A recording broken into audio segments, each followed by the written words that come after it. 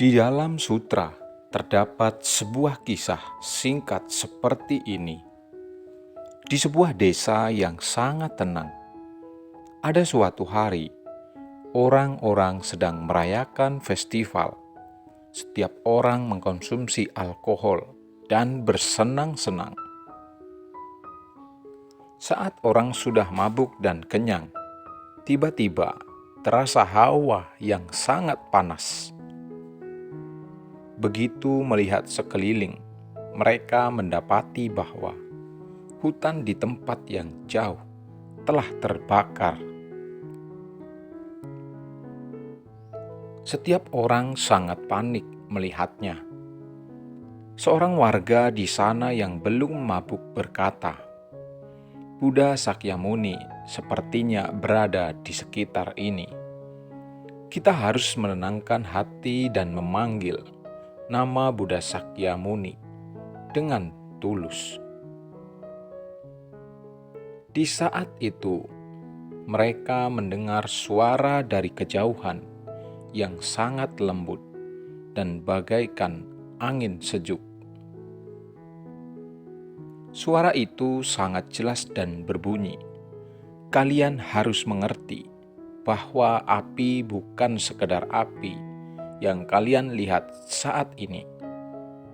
Sesungguhnya ada 3 jenis api yang paling nyata.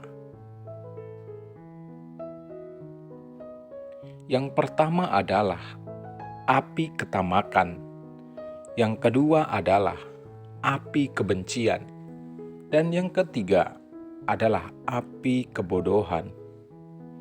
Jika ketiga api ini menyatu, maka konsekuensinya sangatlah menakutkan. Jadi kalian harus menenangkan hati. Sekarang aku akan menggunakan air kebijaksanaan untuk membasuh pikiran kalian. Semoga kalian dapat segera memadamkan ketiga api tersebut."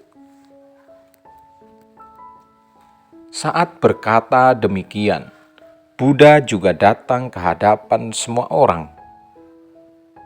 Orang-orang melihat ke arah Buddha dan mendengarkan ajaran beliau. Tanpa disadari, api di hutan pun perlahan-lahan menjadi padam. Para anggota sangga yang datang bersama Buddha juga sulit mempercayainya.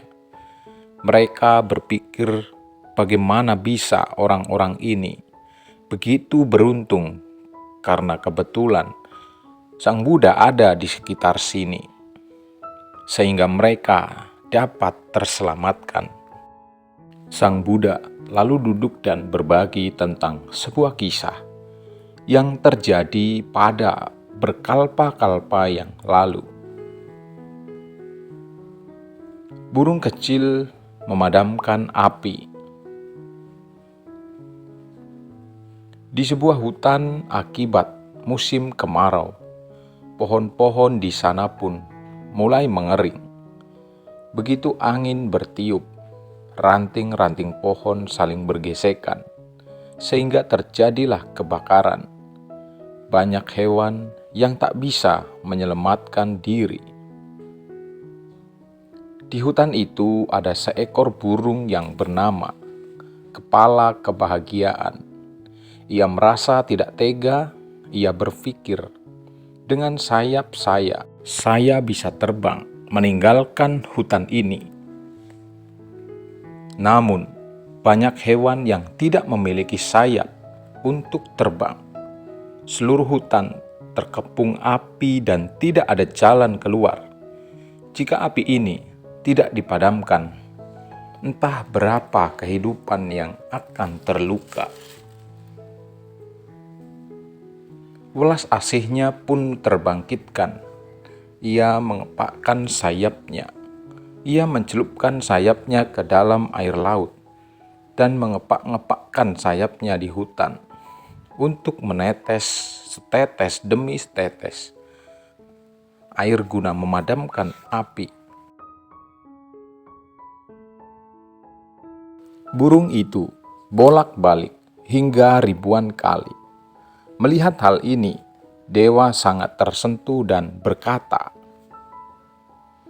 "Kepala kebahagiaan, bagaimana mungkin kamu dapat memadamkan api dengan kedua sayapmu yang dicelupkan ke dalam air?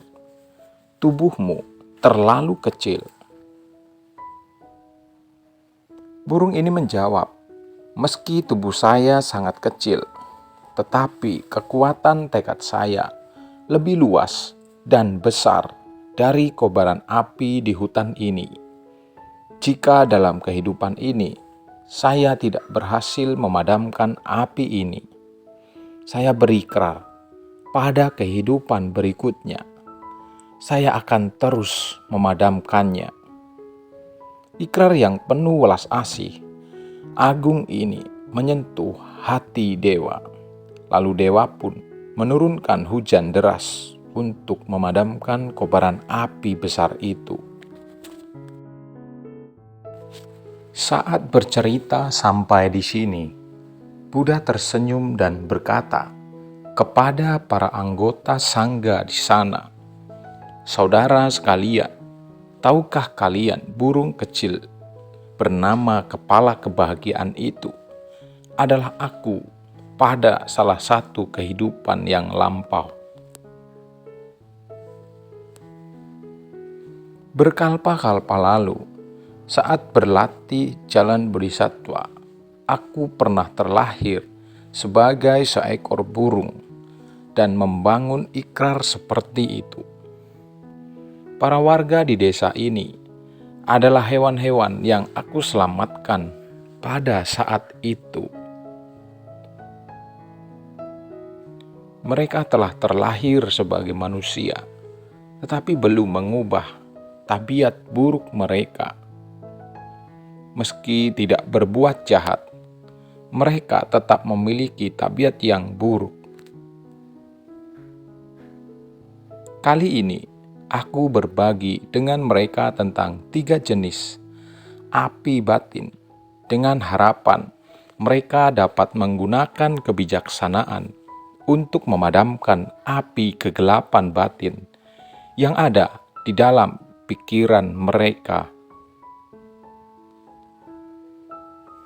Di dunia ini terdapat perbedaan status sosial. Karena itu, pastilah ada 3 api kegelapan batin di dalam pikiran manusia.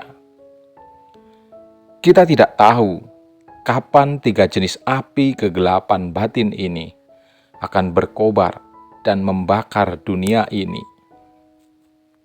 Karena itu, Buddha berharap dapat menggunakan kebijaksanaannya untuk melenyapkan bencana yang berwujud di dunia ini, sekaligus melenyapkan pikiran keliru yang tak terwujud, agar dapat kembali pada sifat hakiki yang murni.